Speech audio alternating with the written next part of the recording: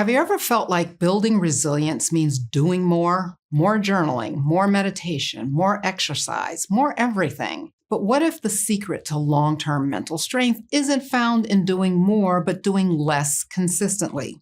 I'm Dr. Tracey Marks, a psychiatrist, and I help you strengthen your mind, fortify your brain, and build resilience. This is the final video in our habit formation module of this resilience series. And today we're going to talk about how the smallest actions can create the greatest changes in your brain and mental well-being. Let's dive into what I call the resilience blueprint, a science-backed way to use tiny minimum dose habits to rewire your brain for strength, stability, and emotional flexibility. But first, let's define what I mean by minimum effective dose. In the world of medication or fitness, this refers to the smallest amount that's needed to create a meaningful effect. It's the dose that gets the job done without overdoing it. Your brain works the same way. You don't need a 30-minute meditation or a 60-minute workout to create change. Neuroscience shows that consistent repetition, not duration, is what shapes the brain. The act of doing a habit daily, even for just 60 seconds, can spark the neural pathways responsible for resilience and emotional regulation. And this is where neuroplasticity comes in. You've heard me talk about it throughout this series, but here's a quick refresher. Neuroplasticity is your brain's ability to change its structure and function based on experience. So every time you repeat a behavior, even a tiny one, you're reinforcing the neural circuits associated with that behavior. It's like carving a path in the forest. One footstep doesn't do much, but walk that path every day and you create a visible trail. That's what your brain does with small habits. So when you repeat a calming breath in the morning, or name your emotions in the heat of the moment, or write down a small reflection before bed, you're strengthening the pathways that help you stay grounded under pressure. The magic is in the repetition. That's the minimum effective dose. Now, some people may ask, how long does it actually take for the brain to change? And that's a fair question. And while it's not the same for everyone, research on neuroplasticity gives us some general timelines. In the first couple of weeks, you might notice subtle mental shifts, like having more patience or bouncing back from stress more quickly. By weeks 4 to 6, new neural pathways become more established. You're not forcing the habit anymore. It starts to feel more automatic. By the second and third month mark, your brain begins to default to this new pattern under pressure. That's when resilience becomes second nature, not just something you practice, but it's a part of who you are. So the answer is, tiny habits can create lasting brain change in a matter of weeks, but they have to be consistent. Think small, but daily. This brings us to the concept of resilience keystone habits. These are small practices that have disproportionate effects across multiple areas of your mental well-being. These are the habits that give you the biggest resilience return on your investment because they create ripple effects. One tiny action improves multiple areas of mental well-being. So let me give you 3 examples of keystone habits for resilience. One keystone habit is emotion labeling. Just taking 5 seconds to name what you're feeling. I'm overwhelmed. I'm frustrated. Helps activate your prefrontal cortex, calm the amygdala, and increase emotional clarity. And then that simple act supports better decision-making, self-regulation, and even communication with others. If you find it hard to pinpoint exactly what you're feeling in the moment, my Essential Tools card deck can help. It includes emotion identification cards that give you the language for those hard-to-define feelings. This is especially useful if your mind goes blank under pressure. And because the deck is small and portable, you can keep it in your bag or at your desk and have it ready for whenever you need a quick mental reset. Another keystone habit is a brief morning cue, like taking 3 grounding breaths before looking at your phone. Your breath directly influences your nervous system. It doesn't take long, but it shifts your baseline from stress to calm. If you're unsure where to start with that, where do you think you can find it? Yep, the cards again. That's why they're called Essential Tools card deck.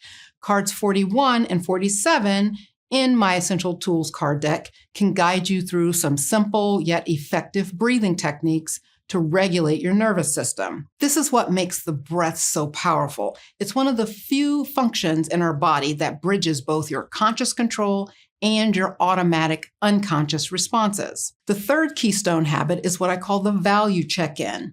At the end of your day, ask yourself, did I act in alignment with who I want to be today? You don't have to go track down your journal and fill a page. Just reflect for 30 seconds.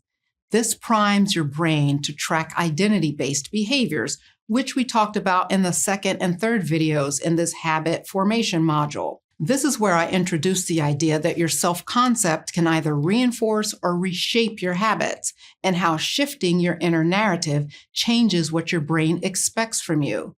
If you want help exploring those identity patterns more deeply, my Unlock Your Story digital workbook walks you through that process with guided prompts and exercises.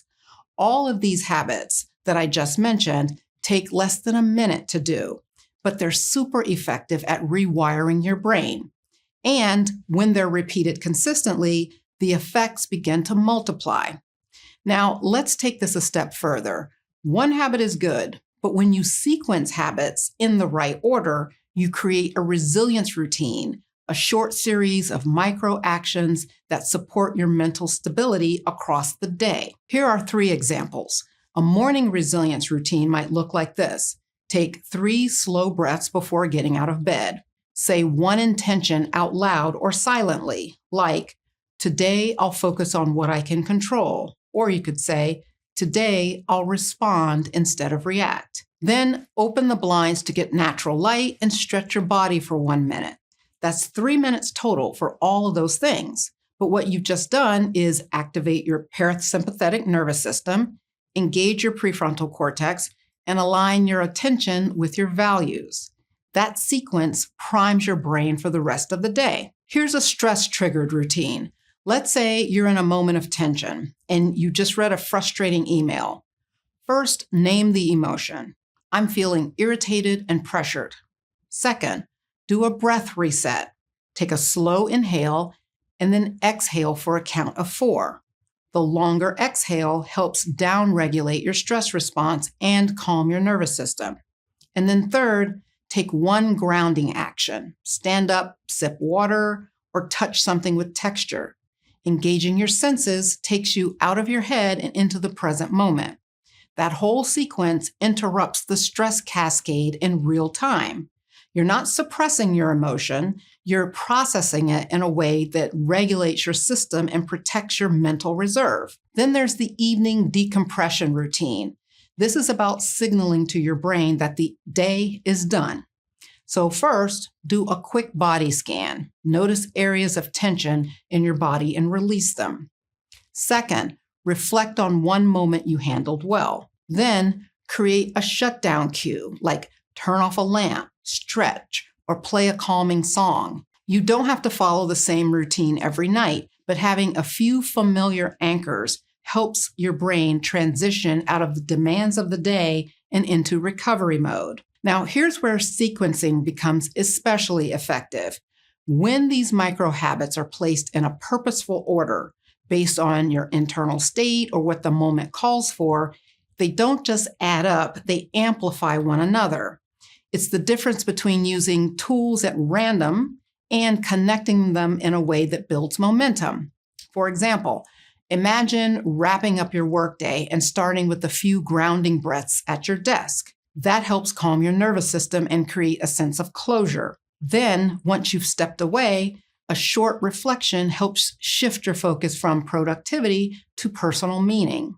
Finally, a physical cue like dimming the lights, changing clothes, or turning on soft music signals that it's time to wind down.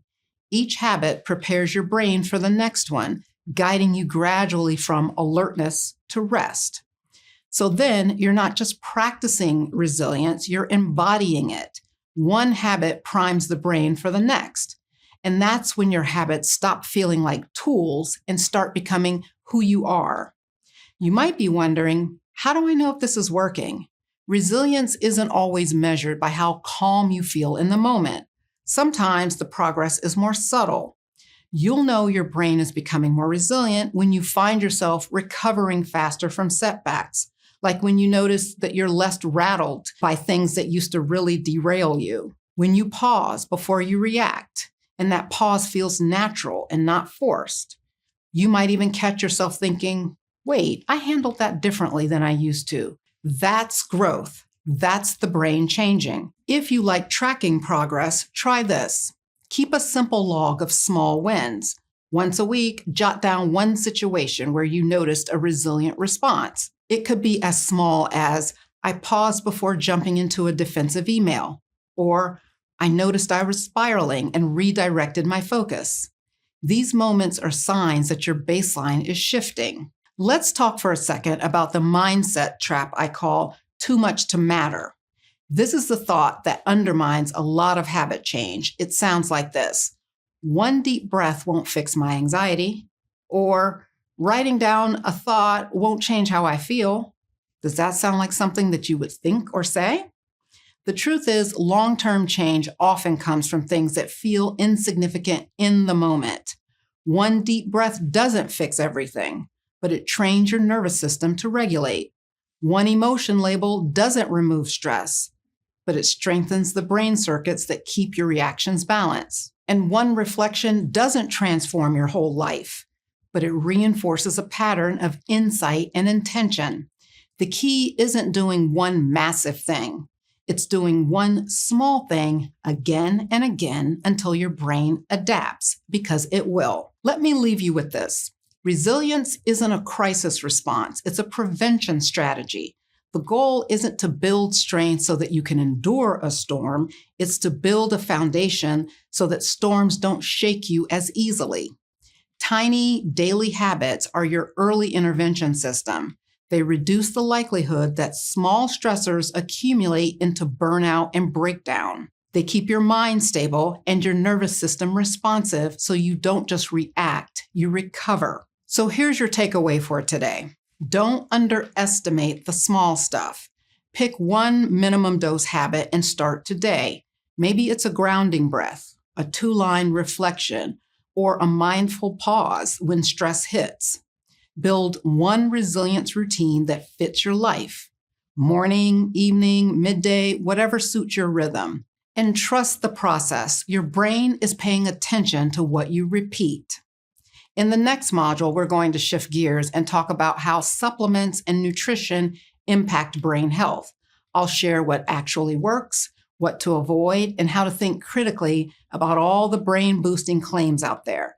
So if you're curious about how to support your mental resilience from the inside out, make sure you're subscribed and have notifications turned on so you don't miss it. Thanks for watching today. See you next time.